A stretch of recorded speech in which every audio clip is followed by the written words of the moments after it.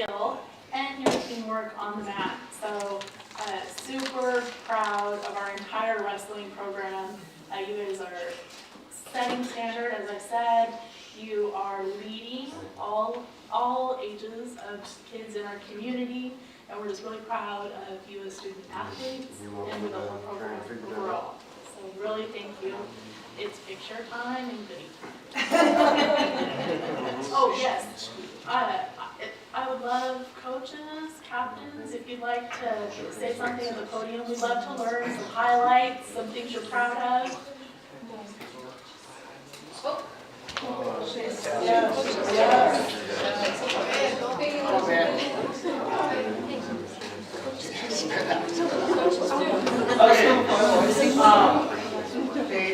I just want to say, thanks for your guys' support. It's a special place to be able to coach wrestling. I know it's not like this everywhere, so we're really lucky. And I think the kids grew up in the system, so I don't think they know what it would be like to wrestle at another school. But they really have a unique opportunity here, and they've been blessed from the time they've been at this big. So, anyways, our mantra this year was stronger every day, and yeah, they did. So they pushed harder and harder every day, and really proud of them. So, anyways, I got a couple seniors up here. Marcia, if you want to say something. Okay. And they said they'd like to say something. Yeah. To reiterate what Coleman said, I just want to say thank you to you guys.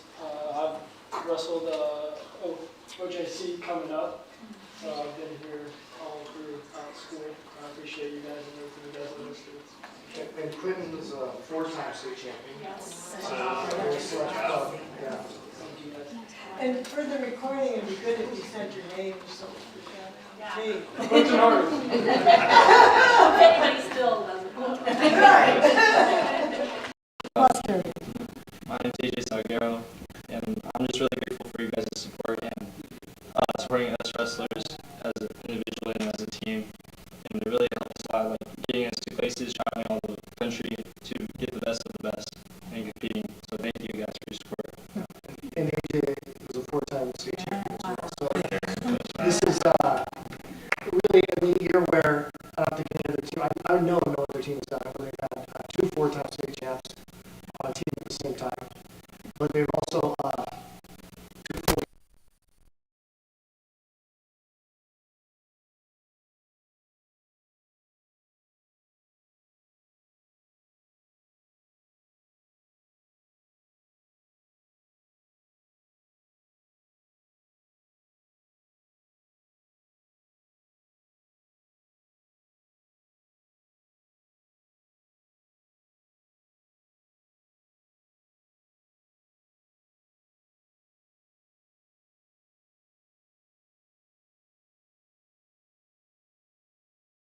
Absolutely. I don't know if you guys know this, but your field trip permission slips across our desk. And we're like, are we going to class? Are we going to these? But we know that's important learning experiences too, and it's contributed to your success. So And give our rubber stamp for sure. And we know that the quality of wrestlers that you are, we need to make sure that you have the opportunity to up your game. And the only way to do that is to get a lot of experience. And I have to say, I remember Brock from I go down the alley by my house, seeing his brother playing basketball.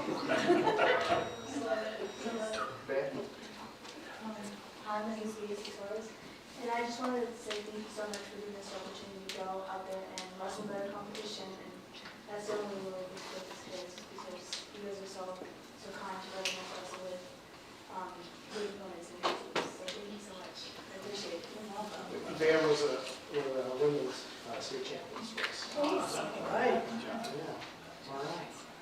Very cool. Well, again, we're super proud. My husband and I had we couldn't make it to the Dome, but we got to see you live stream all throughout the day, so it was pretty exciting to watch. So even if we're not there in person, we're here supporting you and believing you, and can't wait to hear where you go, seniors, after school. Yeah. And I have to say, one of the things that I love, having lived here for a while and known these guys for a long time, what I like is when I go to the meets, it's all your families, there is, the whole community goes. There are kids that, you know, I have them in second grade and they've got their kids in the junior program, you know, it's just, it is such a wonderful community feeling. So good job too on being there for each other and making it a strong feeling of being there together, so that it's a wonderful experience for everybody and it's fun to go see. Yeah, absolutely. And we have gifts for you, so don't leave. We're going to give these to you, but we also, for our seniors, we like to say we'll see you next on stage. We'll congratulate. Yes. So we have Ms. Smith, Mr. Foley, coaches, supporters, athletes, all gathered right around the front here. Some of you can come up top, or right down below, but let's gather around the front of the stage. We'll hand some trees out.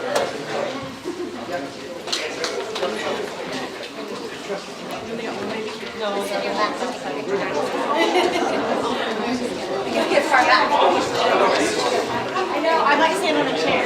I know, right? Aaron's the best of the flash. I'm moving. I'm just saying, maybe skip for one second. Got it, okay. Are you sitting in it? Far enough back? Yeah. City adult.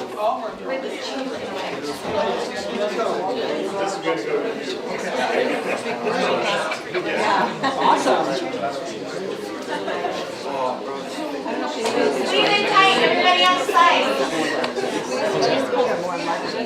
Sorry about that. Hey Brittany, can you see their trophies or should they hold them?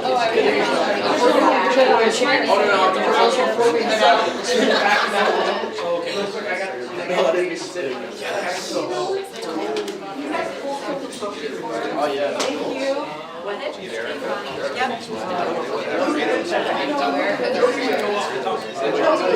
She's back there. I'll get it from you in a minute.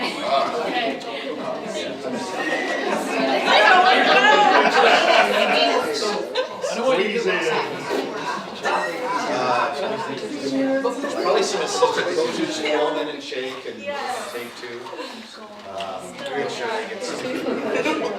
Honey, Alexi.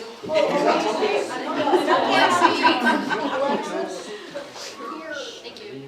Other seniors, Legacy wasn't able to make it. She's out of will you give it to whoever you just said? Plus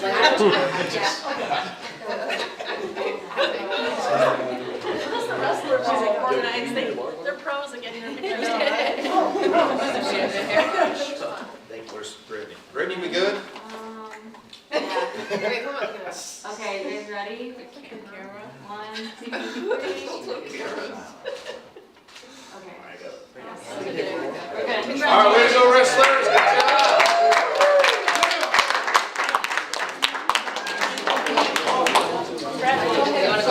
Oh, yeah, 'cause you're here, right?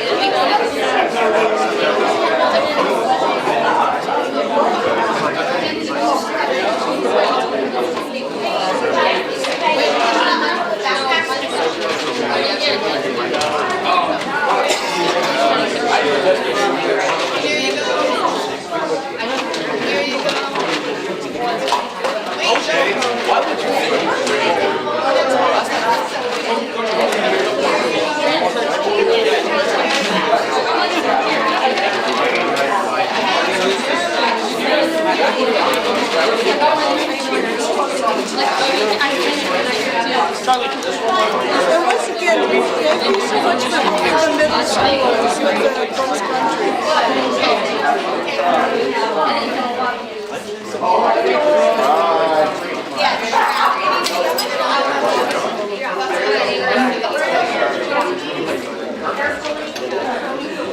No, just like you said.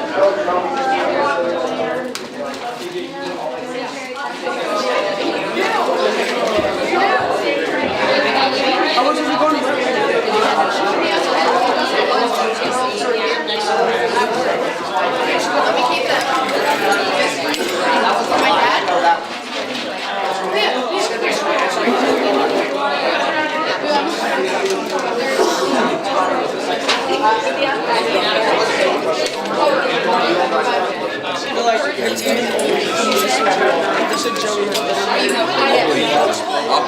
Let's get a part and stuff though.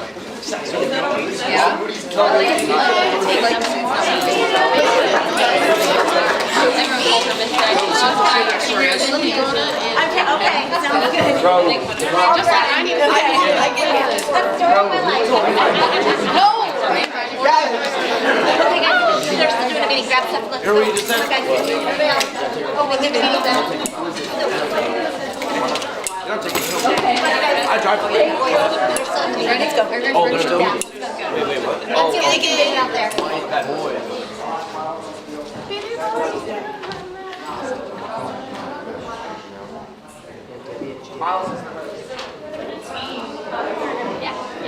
And Mr. Wally, those dugouts are looking really good. Those what? The dugouts. Oh, yes. Yeah, there's quite a bit of work that people have put in on those. Quiet, we still have more recognition. So we still have a few more things to celebrate here around the district, and if the community's watching, it is tradition around here that once we recognize all the students, they have very busy lives, homework, that we allow them to head home. And we fed them dinner tonight though, if you didn't know, which is pretty fun. We got to have dinner with the wrestling team before the meeting, so what a great group of student athletes. So we still have some things to celebrate, so I'm going to turn it over to the board to share some of the other good news. Well, I want to make sure I shared about resource sorting. I've forgotten how many years we've done it. I have done it every single year since it began. And Ed has been a reader this year and last year, and Ed did a very good job with his puppet and his wetsuit, reading Big Al, and he did a really good job instructionally, so I have to give my plug for he did, yes, I watched one of his rounds, he did a very good job. It's such a wonderful experience, it's families and kids coming to hear good stories as entertainment and a family evening, and seeing that people love books. Yeah. And it's just a really nice family event. And Ed did a good job. Thank you. Thank you, Mrs. Madigan. I would real quick, one of the things I love about our district is the community service that our schools and our kids do. So I would like to formally call out and recognize the incredible generosity of the Ording Elementary School for donating a total of 830 pounds of food to the Ording Food Bank. This act of kindness reflects the spirit of giving and community that Ording Elementary fosters. Thank you to the students, staff, and families for their commitment to helping our community. And on the heels of that, I'd also like to recognize Ording Middle School. They recently hosted an anti-litter poster contest to raise awareness about the importance of keeping our community clean. Again, community and schools go hand in hand, and I just love how our schools are just really on this all the time. So congratulations to the following students for their outstanding designs. First place went to Ava Butler, second place to Peyton Judge, and third place looked like they had a tie with Layla Lovell and Miliana Dashuk. I'm not sure if I said that right, I apologize. But thank you. Thank you to everybody there that helped inspire a cleaner and greener Ording. And thanks, Brittany, for making sure that their posters were shown on Facebook. They did a nice job, and I was glad that they were shared. I want to give a shout out to the high school band. We had a band concert last week, and it was phenomenal. The dedication that our band students are putting in to elevating it, let me say that. And then we had solo ensembles that they got up there and they got to do their, for the group that was there. And it's just phenomenal to see what we got going on with the performing arts. I know we got a choir concert next week, and then a middle school concert coming up, so that's going to be great. I'll take the last one, our Ording High School STEM 2 students have been busy investigating factors that affect the amount of damage to 2 eggs inside of a crew capsule. Do they know how valuable those eggs are? We have to increase our budget for that. Very much so. Yes. All to optimize their rocket designs. Super cool. We extend a special thank you to Jimmy Halliburton, class of 2016, and our district maintenance team for their invaluable assistance with the prototype testing. I would imagine if we're firing rockets off on school grounds, it takes a little bit of coordination. Yes. Your support has made this educational project possible. So congrats to our kids for that. I love it. Fun stuff. Well, I wanted to make sure that I thanked the maintenance department, because when I said earlier about the dugouts, so Curtis and some of the other maintenance pre-made all these frames that then were put together by them and the families and the kids, and I was just really in awe that they did that, so that then it was a group project, because they set it up so it would be successful. Nice. So appreciate their Do you work. want me to talk about it? What? Do you want me to talk about it? Why don't you tell us about it? Yeah, Okay. yeah. I didn't know you were bringing that one up, but Well, I didn't know either. yeah. So Always full of surprises. we had a donation from Project Graduation last year. They wanted to give it to a program that was going to do something with it. So they donated half of the money to the softball team, half of the money to the baseball team. And that paid for the concrete slab that we poured underneath it. And Mr. Jones helped with that. yeah, and so they paid for that. Mr. Jones, our community member, former teacher, came down, helped us work on it. And then the softball team and the baseball team donated fundraising money to pay for the materials. We got a couple extra donations on some of the materials. And then maintenance department, while it was raining and pouring in December, they were working inside to build all of the sections so that they could put the buildings up in a short amount of time. So they had it all set up and done, and we did it on, I think it was like less than a day. Yeah. We had all of the 3 walls for all 4 dugouts done. And then on a Saturday, we had parents and students come down and help put up the roof. And we put it all together. And then the last couple weekends, we've had parents down siding, roofing, doing other parts of the dugout. And when the weather gets better, we have a couple parents that are volunteered to come and paint the dugouts for us. So if you guys get a chance to go down there, they look really, they're significantly longer and deeper, and more solidly built. So I was gonna say it's sturdier, because he told me that the kids pushed down the hole. we maybe don't want all those things, but yeah, the kids and parents came and demoed. You know, that's the fun part of it. They came and demoed the old dugouts, and then James Whitaker from Valley Garage Door Right. came and donated his time and his dump trailer, so we could load up his dump trailer and take all the remnants up to the dump, and then we tried to reuse as much material as we could, 2x4s, 2x6s, and a lot of the other stuff that we used to help build it. So yeah, it went really smooth and happened very quickly because It did. of Curtis Nybo's good planning. Yeah, So, it really did. And you have 4 new dugouts. Yeah. yeah. Thank you. All right. That was a lot to celebrate. Very cool. And next on our agenda is community and staff comments, and I understand we didn't have anybody sign up to speak tonight, so we will move along to the superintendent's report. Thank you, Director Thibodeau. A few things I want to call out. I want to start my report tonight just thinking about facilities, as Bonnie pulls that up on the screen. We've been working with our partners at the city to help to add and expand temporary facility space. As you know, Ording Elementary and Ording High School have no more classroom learning space. So part of what we're preparing is communication to go out to families at both schools about some changes they can expect likely after spring break. We'll know in the next few days here whether we get final permit approval, but the plan is to add portables in the main high school parking lot, and at this point we will have 4 located there, and then the area we've cleared and made space for in the back will be additional parking. Part of our concern from the city perspective is that we have ample or adequate parking to satisfy what we're going to lose by putting portables in that location. So Brittany's drafted communication that once we get the green light and go ahead, we'll go out to families prior to spring break so they know what to expect upon the return.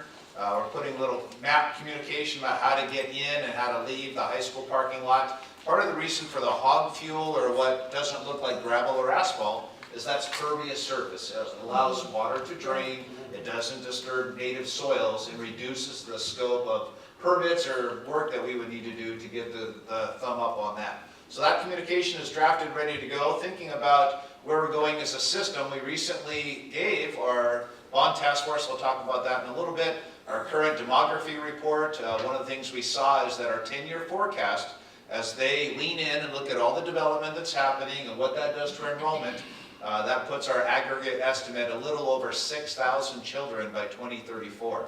Thinking about the elementary, where we've talked about a severe limitation of space, that would put Ptarmigan Ridge in the 2030s over 800 students. Reminder, that was built for 460 students. Orting Elementary sees in this forecast a significant greater amount of growth due to Tahale, which much of that build out is in the late 20s and early 2030s. And that has us at 1,800 plus elementary students. And as you recall, that facility is built for 290. You have charged and directed the group of 13 community members to look into this issue and make a joint recommendation with you to the community. What should we do next and why and when? So part of the meetings we've had so far, which have been 2, they've reviewed our current capacity, our condition, challenges that we've had. They've looked at that future growth. We've talked about our previous bond attempts. And next Monday, we're taking them on a tour. During the day, they'll get to go to talk to Orting Elementary, Orting High School staff and students. They'll tour the facilities. That'll help to give some background knowledge, so ultimately when they make a recommendation to you in May, that's grounded not only in what the data says, but what are their own visual observations and what are they hearing. So May 1st, we're still intending that afternoon that the committee talk with you and help to have that conversation facilitated by our architect about what are those findings and what do we think should happen and why. Next, one of the things they're seeing is the same thing that CFAC and you saw, is there's more to do than can probably be done at a first attempt. So that's going to be a heck of a conversation. March is Music in Our Schools Month. Director Milo spoke about the amazing band concert, first time in my life, and that's been a few years now, where there is actually a triangle solo. I've never seen a triangle solo. That was the first time.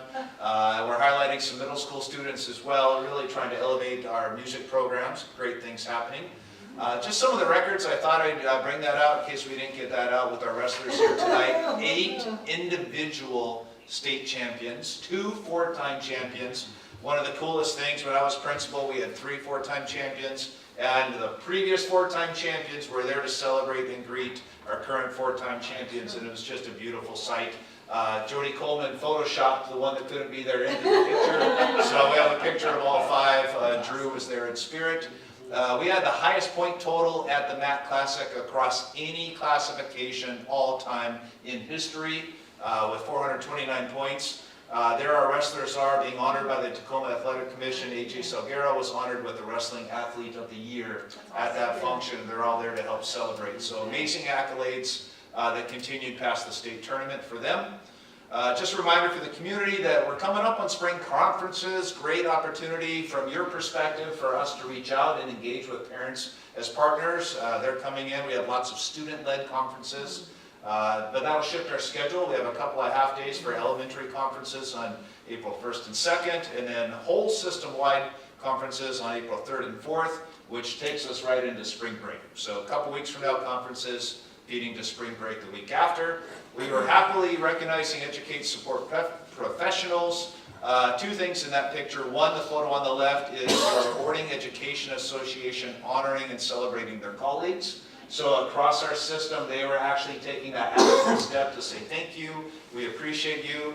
And one of the directives that you have had is to elevate student voice. I'm going to play a little video that Brittany created. We've been trying to get into this reel, so this messages are accessible on your phone and easily shared. Here's what our kids had to say about our education support professionals. And I go to school, Orting Elementary, Miss Heather, because she She helps me with my writing when she comes in. Thank you, Miss Heather, for helping me. I'm Kelly, and I'm in 5th grade, and I go to Ording Elementary School. Miss G and Miss Stephanie. And why? Because Miss Stephanie's nice to me, Jeremiah and Jackson, and also Miss G because she's nice and gives me snacks, and she tells me have a good day and be good. So we did several reels throughout the league, just trying to highlight staff and get those good news out there. And that's a strategy that we want to continue, just to keep that voice out there front and centered in our work. Can you give me a click? Pretty please. Because there's more. Let's go to this. This was one of the coolest things I've seen in my career. We've been partnering with Dr. Paul Bloomberg to help lean into our instructional puzzles of practice, help us with our data, get some systems and tools in place to really try to elevate what's in the way and tackle that. He is writing a new book, and he works with schools all across the country in aggregate, probably at least 150,000 students or more. And he said to Ording, because of all the work you're doing with agency, I would love to come and talk to your students and really practice this idea I have around student-led instructional rounds. So there he is on the left, working with our middle school students, on the right with our high school students. Thursday and Friday last week, he went in and interviewed students, and they created success criteria. What do we want to go in and look for related to ownership, related to risk-taking, related to culture and the dignity work? And so they created their success criteria about what do we really want to celebrate and look for. They went in our classes, they collected data, they talked to their peers, came back and debriefed. On the left, first time in my career, I've actually seen students and teachers talking about instruction and ways to tap in and engage and support all learners.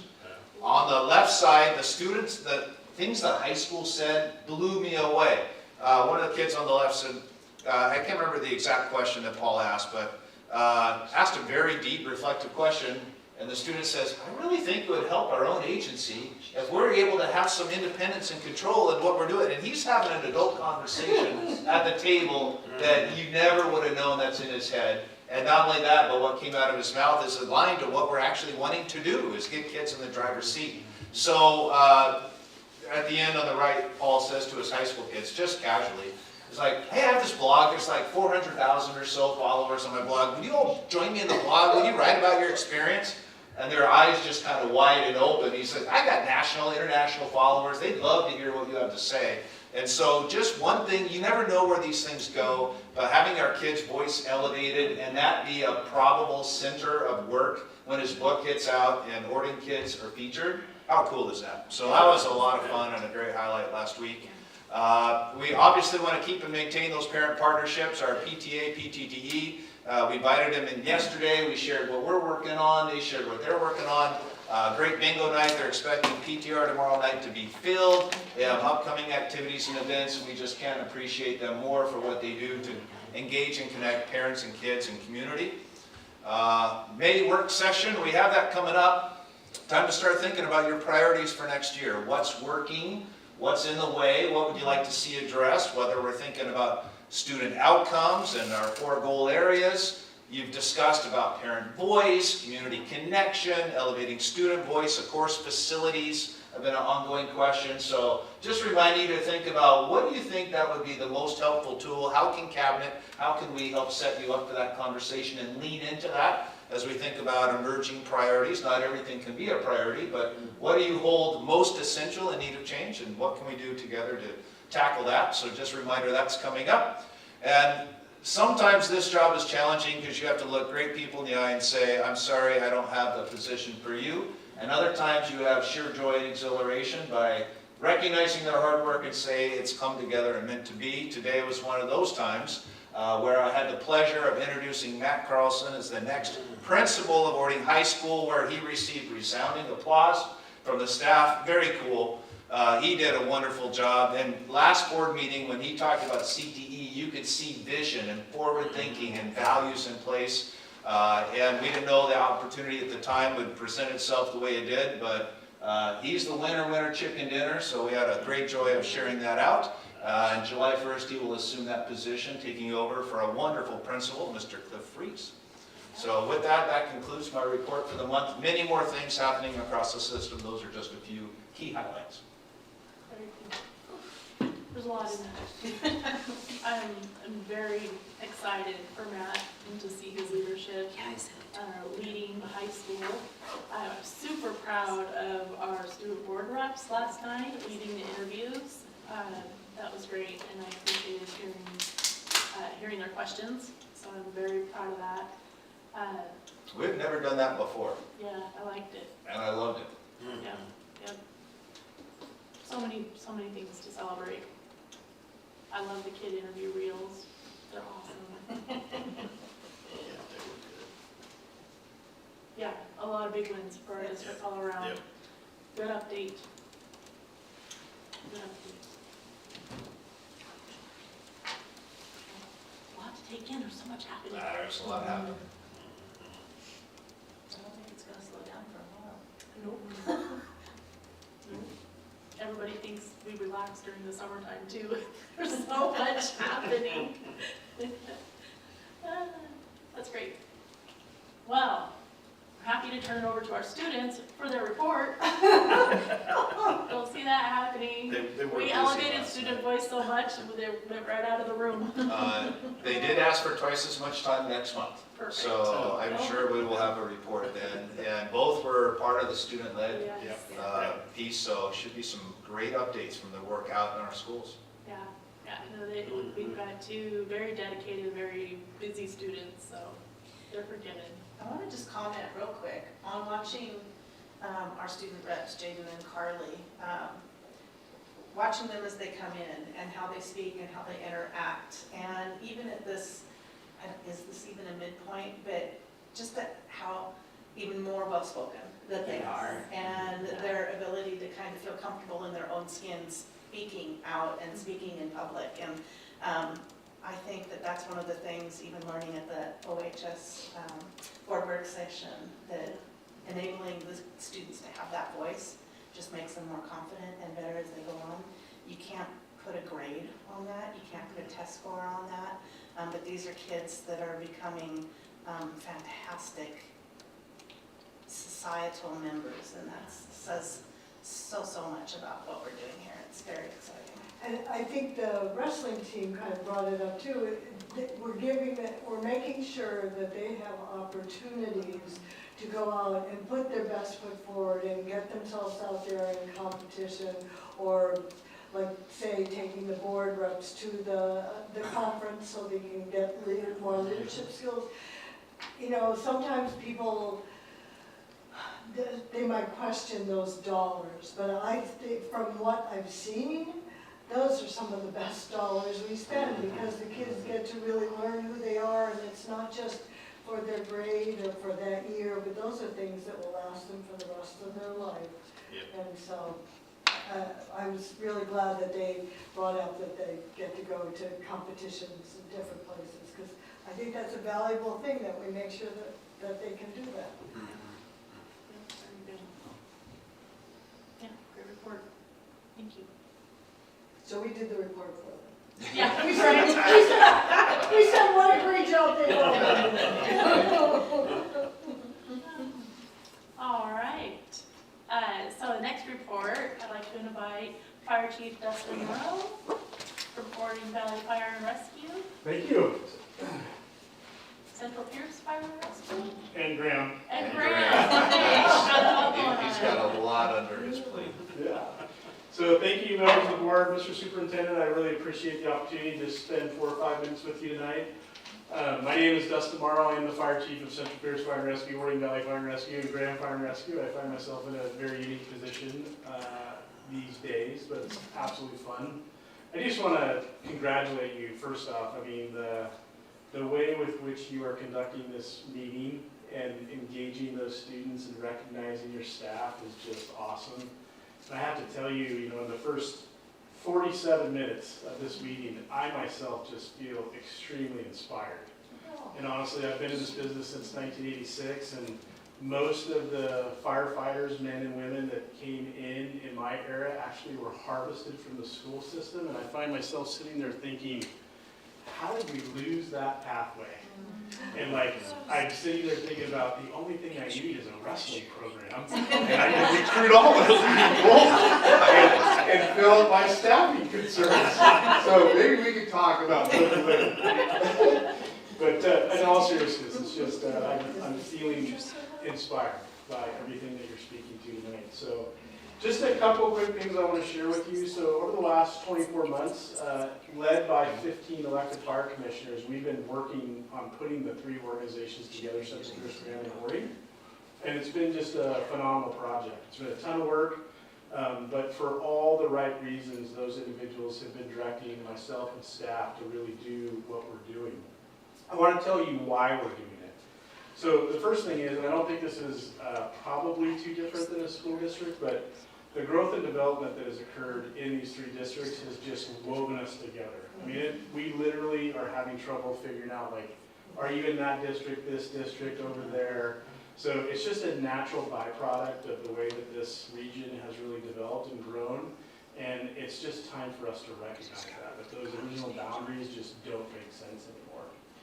The second thing is, in the fire service, we live by these, what they're sharing agreements, but automatic or mutual aid agreements, where we're supposed to be offering each other through the various communities the resources, regardless of who they come from. And if we use them for a long time, we're supposed to bill each other, which is crazy. But we just outlived those. They're honestly legacy agreements that exist in this county. They're no longer relevant. They don't make sense. And honestly, the community doesn't want to have any level of bureaucracy about making sure that the closest unit gets to their cardiac arrest or their stroke or their house fire. So we've just made a conscious choice. Those agreements no longer work for us, and we're going to rework those. The third thing is really, again, emergencies don't recognize any geopolitical boundary. Somebody that's having a heart attack does not go to a phone book and say, hey, which fire department should I call? They don't make any, question about whose fire district it is or not. They just want to be served. So same thing, that growth that's weaved us together, we just need to stand down in geopolitical boundaries. We've done that through contracts. So we're all in a contract, pooling our resources, sharing those resources openly under the control of, we have 5 on-duty chief officers a day. That literally, before Orion Valley had 2 fire stations, a 2-person engine, a 2-person medic unit, a 2-person medic unit up at 43s. The moment we all came under contract, there's now a 4-person engine, a 6-person engine, a 2-person medic, and a 2-person medic, and they have access to 22 more fire stations unrestricted. Didn't cost the community a dime. It was really just an administrative process, a step forward of courage of board members and staff like yourself that said, this is the right thing to do, it's what's expected in the community. And then the fourth thing that really everybody had to recognize, and Central Pierce is the larger organization in this equation, but even Central Pierce, there's no way for us to do it by ourselves anymore. We cannot continue to go back to the community to ask for bond after bond after bond after levy after levy after levy after lift. It just doesn't make sense anymore. So the only way for us to stay current with growth is really to do it together. Start taking the margin from driving out the duplication, creating the efficiencies, gaining the economy of scale. That is what's letting us actually do the work that we're doing together. So we're just calling it Better Together, and it's working out really great. So what has occurred so far? The most challenging thing is that we have negotiated with our labor partners a single contract, a single labor contract that literally puts all the firefighter chief officers under a single contract. There's about 605 individuals in this organization now. That was a ton of work, but that's where we needed to start with our labor partners. So we have that done. The commissioners themselves, they do have a requirement within 3 election cycles to get back down to 5. So there's 15 with 1 ex officio, 16. The 15 of them in 3 election cycles have to get back down to 5. They have a wonderful plan. They are great people that are really, really open-minded and are sitting at these dais for the very right reason. Some of them have already said, I've done my part, I've got here. The moment I can, I'm going to step aside so we can start reducing costs and everything that goes with it. The thing that I'm most proud of, to be honest with you, is in 2 spaces. One is culture. This Board of Fire Commissioners said from the very beginning, we are going to attack culture. We're going to get one culture assembled. We're going to work in an intended culture. it has just resulted in some really, really rich aspects of what our values are. And it's the weirdest thing for me. You may understand this statement possibly. In the public sector, we do a lot of work with mission statements, vision statements, all these different things. And it seems like sometimes they sit up on the shelf, unlike what is on your board. Very, very clear. This is the first time in my career we've chosen just to be purposeful about our purpose. And our purpose is we're just people helping people.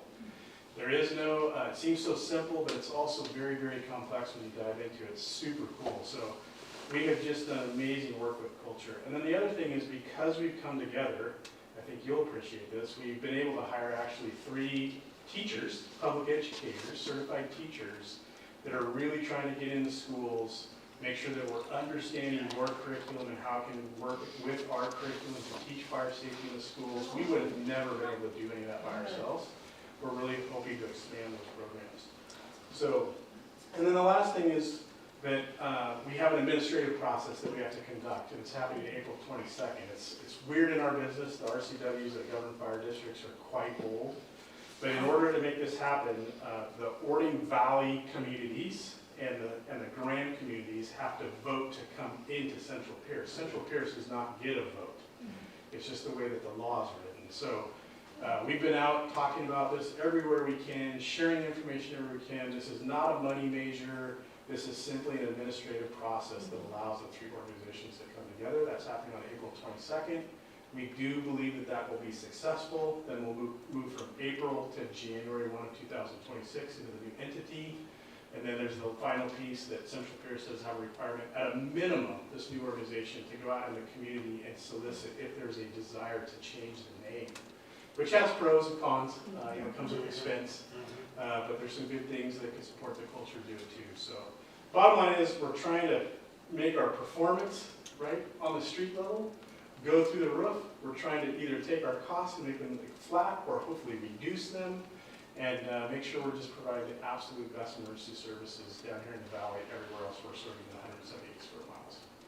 And I'm absolutely serious about the wrestling program, but I'm going to figure out a way to honestly get us back in the schools to a way that we can recruit directly. It makes so much sense. So, and I'm happy to answer any questions. Well, actually, the emergency vehicle did go to the one wrestling match, so you. Perfect. Basketball.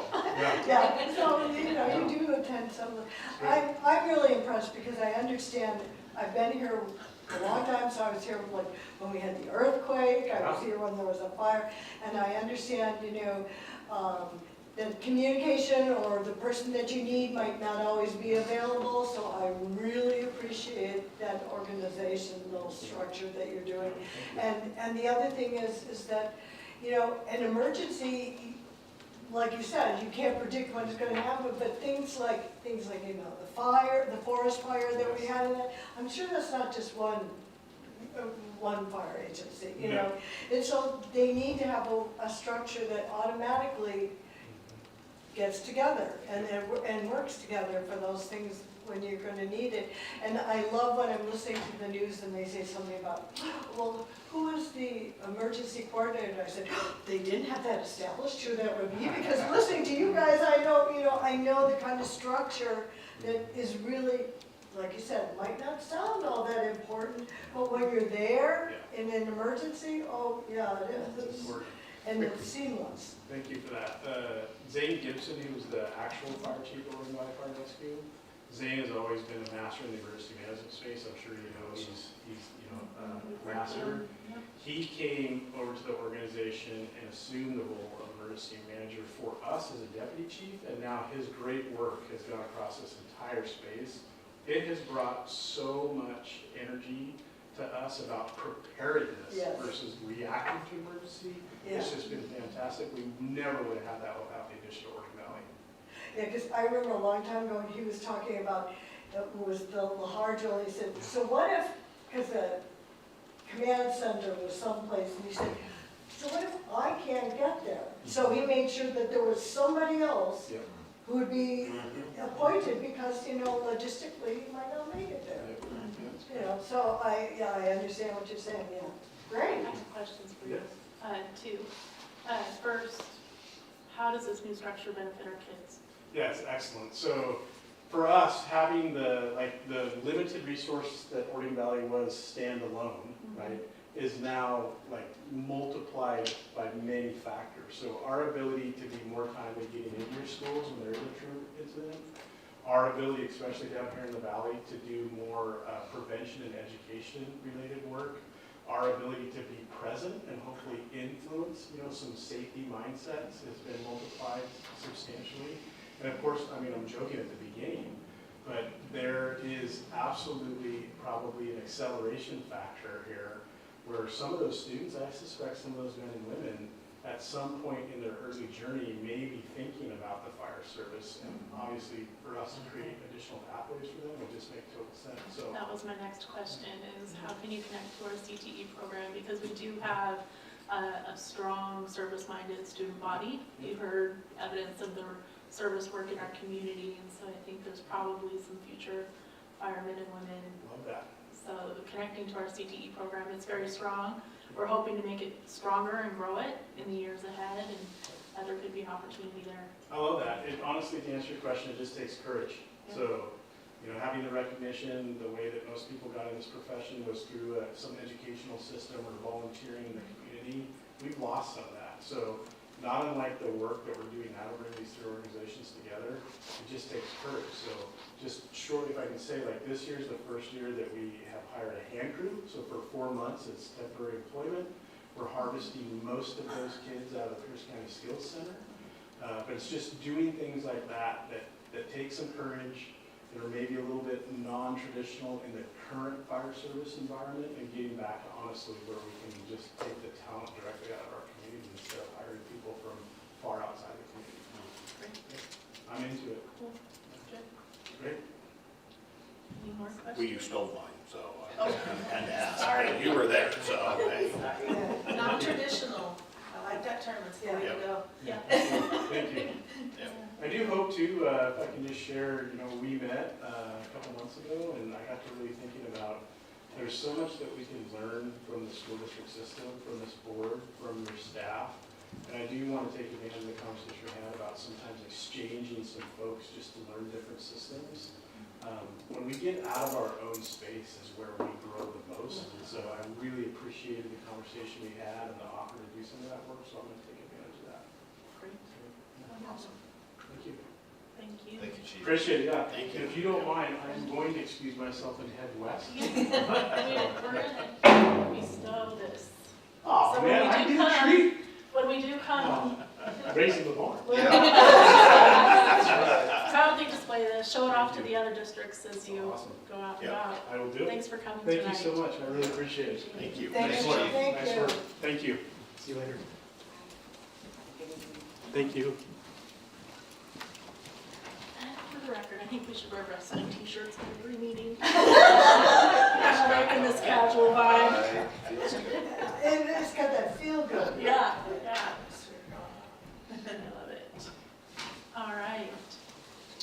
We are missing Ms. Bannon tonight, but I didn't see any questions come through on the financial report. Solid as always. The Ed is available. No questions? All good. It's January. It is what it is. It's the only place in any financial system where January is the mid-year point. Telling you, school finances are our specialty. All right. Asset preservation program.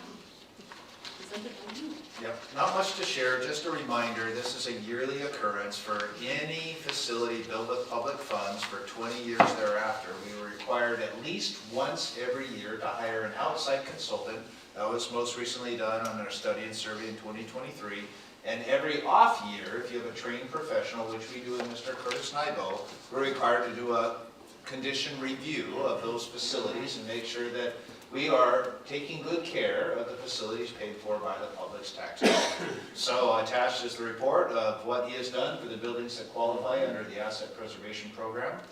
We have identified some areas like we typically do where we replace boilers or certain HVAC units, and so we do have some things that we intend to replace.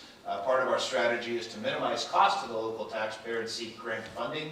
As you recall, we have replaced tons and tons of lights throughout the system, and previous water heaters at PTR.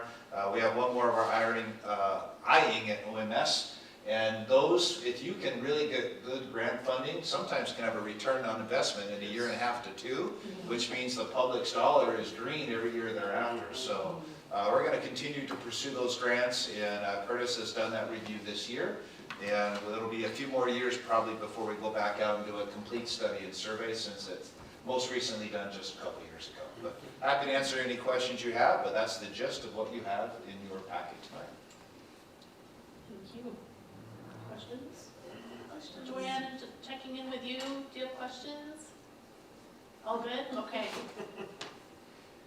Thank you. Thank you. Director Christensen, Transportation and School-Owned Vehicles Report. Okay, well, I too will be brief this evening. This is an annual report with regard to transportation, and it has to do with our walking map, which we have basically 4 filters for looking at the walking map for our K-3 students to start with. And that would be within a 1-mile radius of the school district. If there's a hazardous situation, if there's a disability that would impede their ability to get to school safely, and also if there's other compelling reasons. So those are case-by-case basis. But generally speaking, I did provide for you the 4 maps for each of, or these maps for each of the schools so that you could see the walking areas. And then we also provided a report with regard to our attachment that has the vehicles that we have within our fleet, both the yellow fleet, which is buses, and the white fleet, which is our other vehicles. And that is continuing to grow, and by need of additional students in our district. And one of the pieces that you'll see within the memo is we're responsible for reporting each year if we have any staff members that have take-home vehicles and we do not. So that continues to be consistent with all vehicles remain on campus during the day and beyond that. We don't have any choice. One question I didn't think to send in advance, and I'm not expecting you to answer it immediately, but as we look at those enrollment projections, I don't know that I've considered bus purchases along with those projections. Most of the development is well beyond that 1-mile radius. And I know that comes, I know there's tons of operational costs that come with enrollment growth, but that would be interesting to see at some point down the road. What the projections What a projection would look like keep for, up with the pace. yes, and our transportation facilities are undersized already. Just popped into my head. So They're maybe doing a lot with little. Yeah, right, very much so. But that's a big ticket item that I hadn't really wrapped my mind around just yet, aligned to those projections, so at some point. And one of the things, since we have, well, how many years in a row have we gotten the A+ rating on our our buses, you know? So that shows you just the sheer amount of maintenance that they are doing to maintain our fleet, keep it going in, like you said, circumstances that leave a lot to be desired at that building. They do a great job with what they have. Yes. We're anticipating rolling into a good report again when they are here again from the Washington State Patrol on March 31st. Coming up quickly. Yeah. Yeah, one thing you can expect with the growth of Uplands, we're looking at redoing the routing to send a home run or direct bus there probably before the end of this school year to minimize ride time. So Director Christensen's working with our transportation supervisor or director now to really kind of analyze that, and there will be some short-term adjustments, and part of the recommendation we're talking with their team is about how do we modify school start and end times to create a little space. There's ongoing congestion and future construction hitting our district, and we want to make sure kids aren't stopped, or that we can make those times, because parents worry if we say we're going to be here at a certain time and we get stuck in traffic. So we will have some recommendations for you for next year's school schedule based on the routing times and what we see and what we're trying to forecast. We do receive depreciation money for vehicles, so Megan and Debbie right now have some money to make some decisions for next year and the year after. At some point, growth could exceed depreciation. In that case, you do have the ability to run a capital levy for transportation vehicles. and ask the public for support in that area. And then part of your consideration in the bond task force is, do you want to look at the next bond or bond after about a potential new maintenance and transportation facility? And if you provide that direction, then our job is to look at feasibility of land and where would we put such a facility. But you really don't need much acreage, maybe 4 acres or so. And I'm assuming that we're looking at big buses and the short buses too, because I know that the short buses are also packed at the end of the day. They are full. Yeah. Capacity full. All right. Any questions, board? No questions. Thank you. The next item is our consent agenda. Items 1 through 6. No wrestling field trip this time. You get a break. Yep. I'm glad that they appreciate it. Yeah, me too. All right, I will entertain a motion. I move to approve items 1 through 6 on the consent agenda. I second it. Thank you. All in favor? Aye. That's an Joanne, aye from thumbs Joanne. up from Joanne? Yes. Okay, good. Motion passes. All right,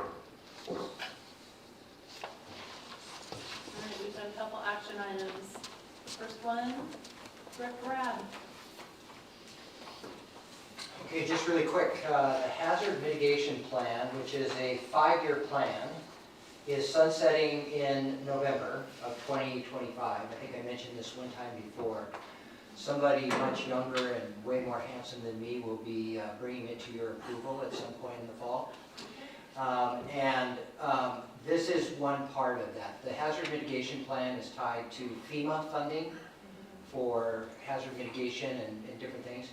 The community survey is something that's required in the plan. It's not something that I had previously developed until just now. And so what it does for us is it goes out to the community and asks for their input. We look at their input, and then out of that we could maybe possibly generate some ideas of some things that we would put within our plan that would potentially need FEMA funding. So we're just trying to get their sense of what they understand about safety as individuals, families, community, that kind of a thing.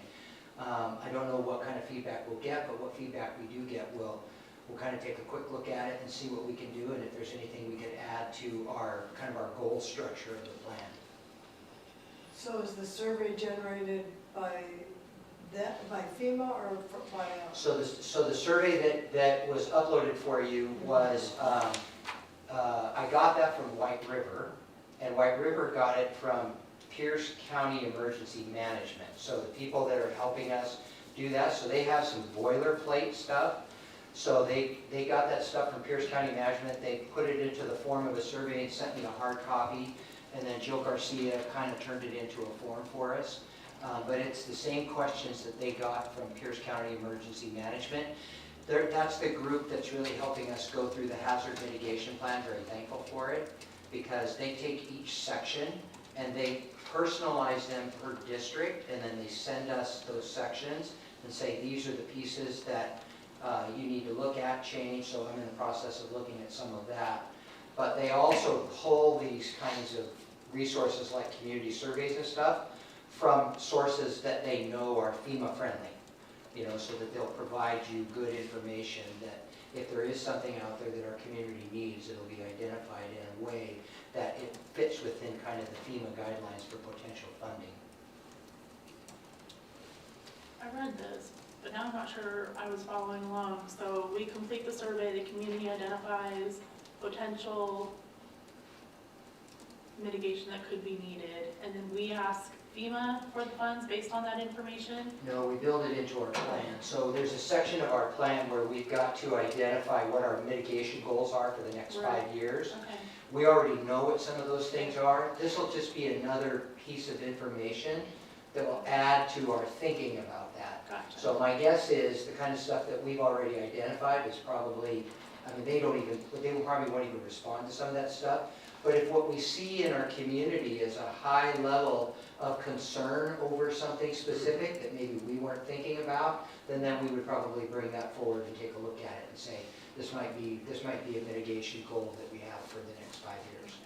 And the FEMA funding can come from that if we can, I don't fully understand how you apply for the funding. I know that if you do have a hazard that is a part of your plan, and it's already identified in your plan, that kind of greases the skids a little bit to get the funding. But in terms of providing funding for the different things we put in our plan, I'm not completely familiar how that happens. Ed, you may have done this before. You may have a better understanding of that. Okay? No, I've never taken it to that level.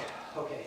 So it's more information, right? It's for example, like you're trying to decide how to what kind of a bond. You know what our needs are, right? But then you go out and you hear some other things from people and it confirms, or maybe it even makes us think about something that's like, oh, we weren't seeing that.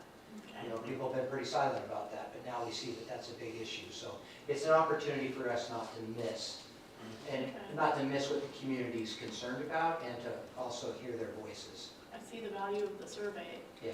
I'm just not sure about the connection to the FEMA funding. Yeah, I can dig into that for you a little bit, Okay. because I don't know either. I'm just I curious, was hoping like, Ed would bail me out, but what is the connection there, and, yeah. uh, Yeah, I'd be happy to find that out for you. if it's something that's still funded. When does the survey get sent out? As soon as you guys say it's good to go. No, how? We'll send it out through Parent Square, the website, so we'll just send it out there so that they can, Didn't the city just do a similar survey? well, they're also doing their hazard mitigation plan, so it Yeah, probably that makes doesn't sense. surprise me. What we're trying to do, and maybe we could have done this a little bit earlier and joined hands on that, Yeah. but we also have to have a community event as a part of this plan development, and I think that's been done like during the Daffodil Festival or something like that, and you set up a tent out there, and I remember Steve Peretti did this when he was here, but I've been talking with the safety individual at the city and seeing if maybe we could if we could partner on the community event, so we don't have to do two separate events. Actually, when they do at the fire station, when they do, what do they call it? Yeah, it's a safety event, like Yeah, helmet fitting. the emergency, we've had a table at that, Yeah, Yeah, where Yeah. that was covered. yeah. it's interesting. Okay. And that's they get a lot of people at that emergency event. Well, funding is always on my mind, so I'm curious, mostly curious about Where's the that, so funding? we're not missing an opportunity there. And the survey I think is helpful. I know when I first was elected to the board, we didn't have Lahar in one of our plans, like, one of our biggest risks, we were still quiet on. So I think it's good that we're asking the community for input on that. And maybe there's something on their radar that's maybe outside the scope for our conversations currently that we could expand to. So that's good to do it. Yeah, they have an interesting requirement that the way they phrase it is that you need to get permission from the board to revise the plan, but you have to revise the plan. So it's very weird. Ed and I talked back and forth trying to figure out what exactly it means. It's not a board official action or something, but it has to show up in the minutes that we had the conversation about the hazard mitigation plan, and that you're informed of it, you're aware, you're in alignment with the improvements and the changes that we're doing for it. So Yeah. this will actually be two birds with the same stone. All right, board, we do need to take action. Which, I'll get some information for you on that. yeah, I'm curious about the funding, but we still need to take action and allow you to do the survey. Yeah, I need to know that you guys are okay with that. Yeah, I did read through the survey. I don't see anything that's shocking or surprising there. It's kind of long. It is, It was long. yeah, I thought so too. I hope people respond Yeah. when they see how long. Yeah. Yeah. I mean, it doesn't have to be that long. I mean, if you think that's going to be a nail biter, I mean, we can modify it.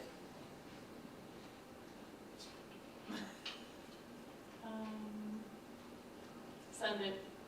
See what happens. I don't, yeah, I it think might White seem River rude, got but- like 220 responses is what I heard. Yeah, So, we'll learn. It's the first time we've done the survey, so we'll learn if it's too long yeah. by how people participate in it. Yeah, but I'm reluctant to edit it Okay. before. it Yeah, goes. me, it's my first rodeo too, so I'd be perfect going to mess it up. And if the additional comment is shorten this. Yeah. Yeah, Then we'll know. I did the city, I participated in the cities and it was comparable to this one. I Okay. had the same feeling. We're still shorten going. it. Well, and I wonder if they're going to see this again and go, didn't I already fill this I out? think that'll happen. Yeah. I think that'll happen, so it'll be interesting. All right, The other thing I can do is I can talk to Tim Bauer at the city and we can compare notes. yeah, that would So, be interesting. like, if he got a bunch of responses back and they're similar questions, we can consolidate. He's a new member of the city organization this year, and he's gung ho. He's Well, fun to have on board, because Ed he's, brought up the good point that they're looking at a 2-mile radius and we're looking at a 45-mile radius with some pretty different terrain than the valley floor. So it would be interesting to compare, but also knowing that we're getting a much broader scope of people. Yeah. Wildfires mean something different when you live up in the hills. So, Right. all right, so we need to take action on this. I don't feel like I have any changes, board, no changes. Joanne, you good? Okay. I will, Move to approve the hazard mitigation plan and community survey as presented. Second. thank you. All in favor? Aye. Motion passes.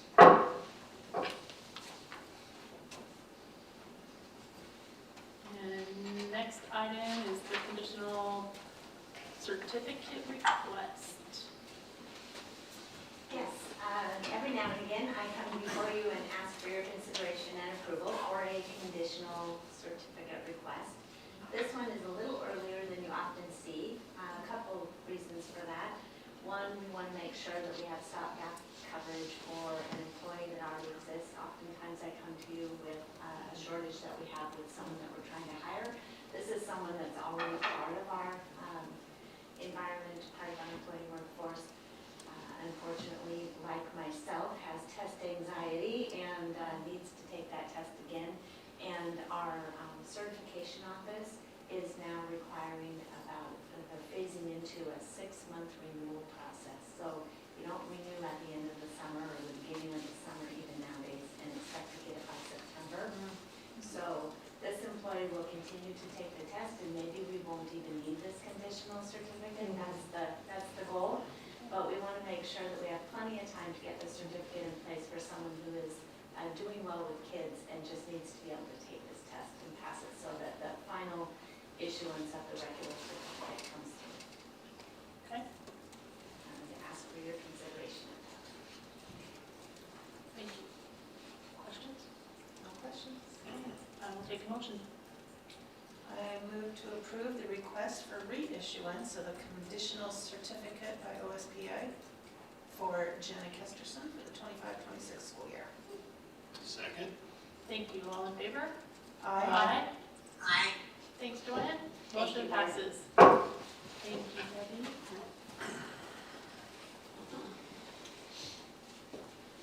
All right. Board comments. This meeting made me happy.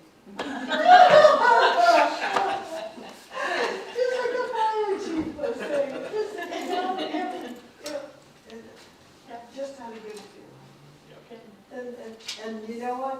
At this point in time, I want to recognize when something is a good feeling. Yeah. I'd like to recognize the work of the task force, for the bond task force. It was encouraging. We asked for 5 community members to step forward, and I think we got 12.